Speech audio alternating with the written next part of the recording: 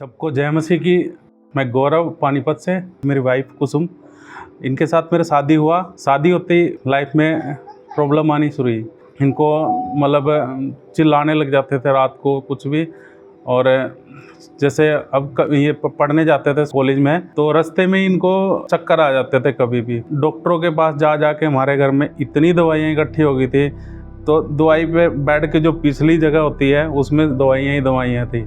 दवाइयों से आराम भी नहीं हो रहा था। मैंने घरवालों को बताया, फिर उन्होंने जो भी कर सकते थे वो कभी किसी के पास लेके जाना। तांत्रिक वगैरह जो होते हैं, वो तो बुखार रखा है, लेकिन वो क्या करते थे, उनको ये लगता था कि इसमें दुष्ट आत्मा अब भी है, तो वो उसको चिमटों से मारने लग जाते। तो ये वहाँ से भाग के आ गए। तो उन्होंने कहा मैं कहीं नहीं जाऊँगी। मतलब जो भी कोई कहता था कि यहाँ पे जाके आपको सही हो जाएगा, तो हम वहाँ गए। वाइफ में कोई भी बदलाव नहीं था, सूख के एकदम कांटा हो गई थी। और इसके यहाँ पर धागे बंधे होते थे, गले में धागे होते, पैरों में धागे बंधे होते। कोई जो कुछ भी कह देता था हम वही मान लेते थे, लेकिन कुछ भी नहीं हुआ। बीच बीच में ऐसा भी मन किया कि गलती देर से होगी तो किसके सामने बोलेगा। लेडीज़ लोग फिर भी अपना दुख बयान कर देते हैं, आदमी हमेशा अंदर छुपा के रखता है और बहुत कम होते हैं। तो मैं अंदर ही अंदर ज़रूर रोया हूँ। बीच में कई बार मन करता था कि सब छोड़ छाड़ के चला जाऊँ, और कई बार सोचता था कि ये पंखा लटक रहा होता था सामने, देखता था कि इस पे लटक जाऊँ। सिचुएशन बहुत ज़्यादा ख़राब हो चुकी थी, क्योंकि मैं अपना दर्द किसी को बयान भी नहीं कर सकता था। तो काम भी मतलब ऐसे ही हो गया था। कमाई का कुछ साधन भी जो था, थोड़ा बहुत था वो मतलब। लेकिन उस टाइम पे यहाँ पे चर्च शुरू हुई थी, और इन्होंने एक प्रोग्राम किया था यहाँ पर कोहिनूर गार्डन में। तो वहाँ के लिए मुझे एज ए फोटोग्राफर बुक किया गया। मैं वहाँ पे फोटोग्राफी करने गया, तो वहाँ पर एक स्किट चल रहा था।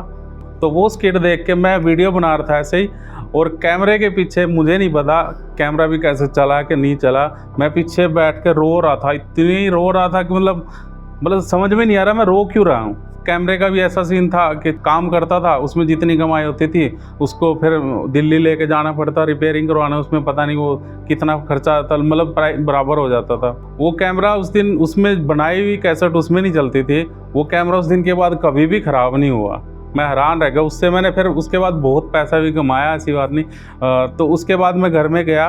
घर में जाने के बाद मैंने कुछ नहीं कहा इनको। मैं कहा यही कहा एक बात, मैं कहा ऐसा है, हम इतनी जगह गए हैं ना, एक बार तुम वहाँ पे चल के देखते हैं चर्च में, और वहाँ पे मुझे लगता है कि ठीक हो। मेरे को भी आज शांति सी महसूस हो रही है। यहाँ पर आए हम चर्च में, तो यहाँ पर आने के बाद जैसे प्रार्थना चलती थी, प्रार्थना हुई इनके लिए, तो ये एकदम उस दिन के बाद इनको कोई भी प्रॉब्लम नहीं हुआ। उस दिन के बाद बिल्कुल चंगे हो गए। आप लोग भी परमेश्वर पे विश्वास करके देखें।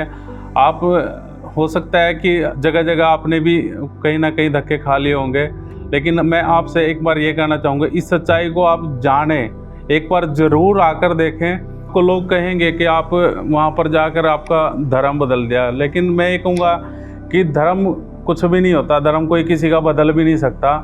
वो परमेश्वर वो है जो कभी भी किसी के धर्म को उसको मतलब ही नहीं है। वो केवल आपसे प्यार करता है, और वो आप एक बार जाकर देखो, वो प्यार जो आप खुद महसूस कर सकते हो। लेकिन ये परमेश्वर ऐसा परमेश्वर है जो आपसे निस्वार्थ आपसे प्रेम करता है, और वो सदा आपको बुलाता है।